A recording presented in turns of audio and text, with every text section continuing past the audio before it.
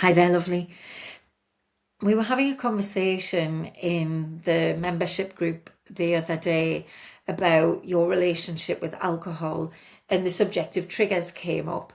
And one of the women, she was sort of saying, well, when I get triggered, I do these things. Just quickly, I know if you're questioning your relationship with alcohol that you are not weak and you're not lacking willpower.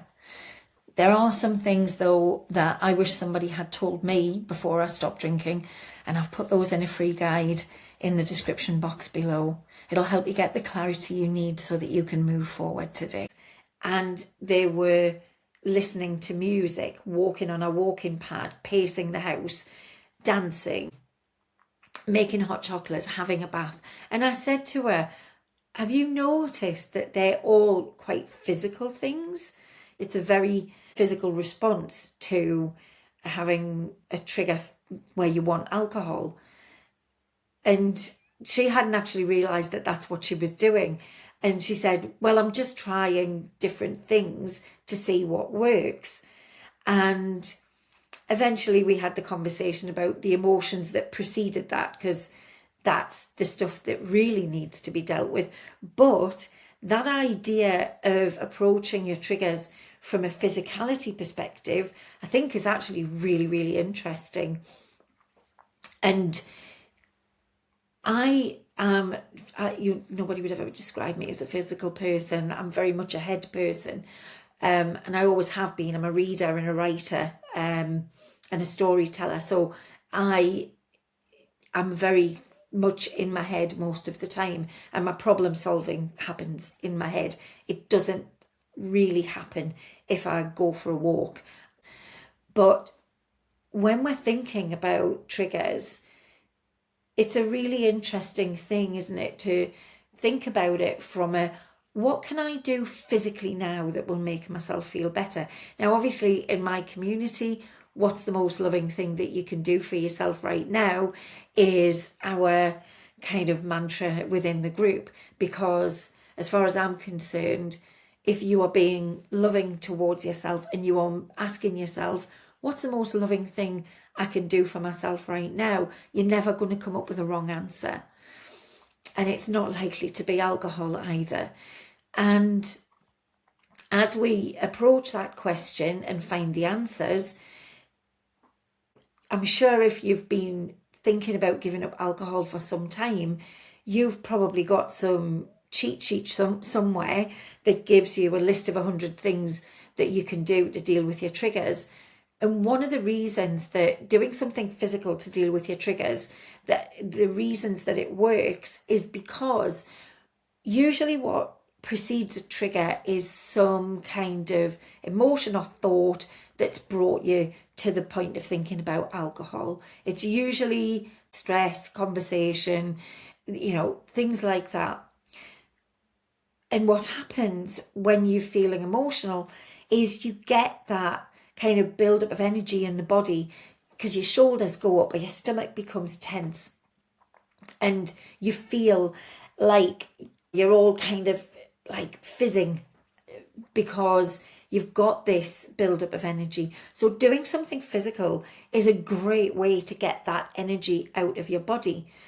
I might not be a very physical person, but I do like to have a bit of a headbang and a bit of a mosh. So very often, if I need to get some energy out, I'll put AC/DC on, and you don't want to be anywhere near me while I'm enjoying that. But that's a great way to physically get my energy out of my body. And once I've done that, I always feel a lot better. I'm sure there's tons of science that tells you why that's great and everything.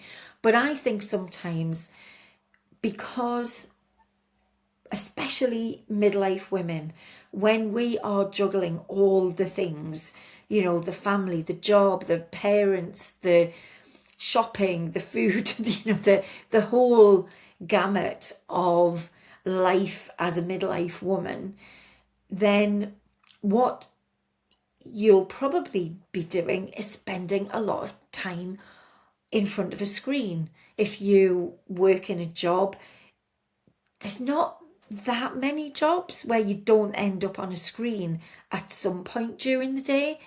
And then You've got your phone, which is a constant source of distraction and scrolling.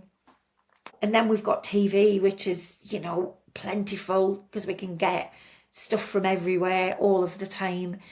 So it's really easy for us to be in front of a screen a lot, which requires us to be constantly using our brains and doing all of that processing through the eyes and everything. So it's no wonder that we get out of the habit of thinking that doing something physical is a good solution to a trigger that's built up the energy within us. For you, perhaps if I asked you, what's the most loving thing that you could do when you're triggered, and you think about what a physical action could be, then maybe it might surprise you what the answer might be. It might take you down a different path, and it might help you get a different perspective on your relationship with alcohol and give you a little bit of space. And I promise you, rest is a legitimate physical activity, and we don't do enough of it. But I think this can be a great strategy. I know it's obviously working for the woman in my membership group. And if you'd like to be part of our community, the sort of philosophy of the group is come to quit, stay to change, so that you change your relationship with yourself and your relationship with alcohol, but then leave to be free. I'm not interested in keeping you there any longer than you need to be. It's private, some great women in there. We have weekly meetings. I do monthly workshops. So there's always something going on, and you'll get the support, the respect and the love that you deserve, so that you can move from this situation of drinking at the moment to living a sober life that is one that you've designed and that you've chosen, that brings you a huge amount of joy. I hope you found this useful. There's also a freebie in the description box if you want to get that as well. You're very welcome, and hopefully I shall see you again soon. Lots of love.